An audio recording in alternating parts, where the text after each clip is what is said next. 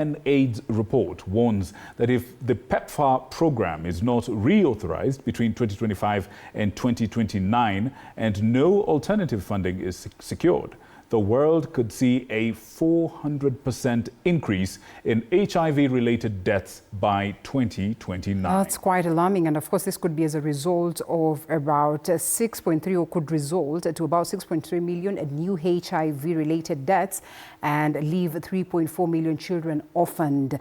Experts are calling for a clear and sustainable approach or plan to make sure that they get to address this concern, as Elizabeth Atieno details. Over the past 2 decades, the U.S. President's Emergency Plan for AIDS Relief, PEPFAR, has been a leader in the global HIV response, saving more than 26 million lives and averting almost 5 million children from acquiring HIV across 55 countries since its inception in 2003.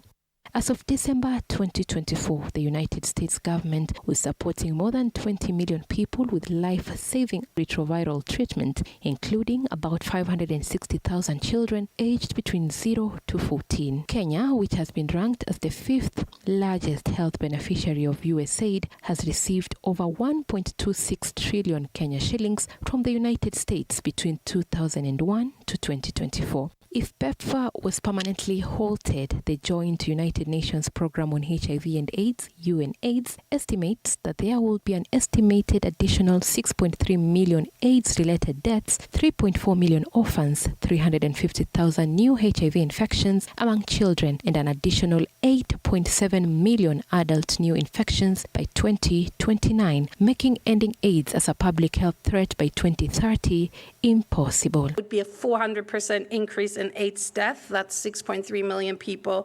6.3 million AIDS-related deaths that will occur in future. UNAIDS estimates that the number of new HIV infections since January 2025, had the U.S. government support for HIV prevention continued, would be 44,636. But now, the new adult HIV infections stand at 47,519 without the U.S. government support. Waiver should mean that 20 million people living with HIV that depend on U.S. aid for their treatment can continue their medication. That's 20 million out of the 30 million people living with HIV. Amidst the simmering tensions surrounding the foreign aid, the African-led HIV Control Working Group has further raised concerns that the recent communication on the limited waiver by PEPFAR does not include pre-exposure prophylaxis for those at high risk of new HIV acquisition, such as adolescent girls, young women, men who have sex with men, sex workers, and other priority populations. Elizabeth Atieno, TV 47.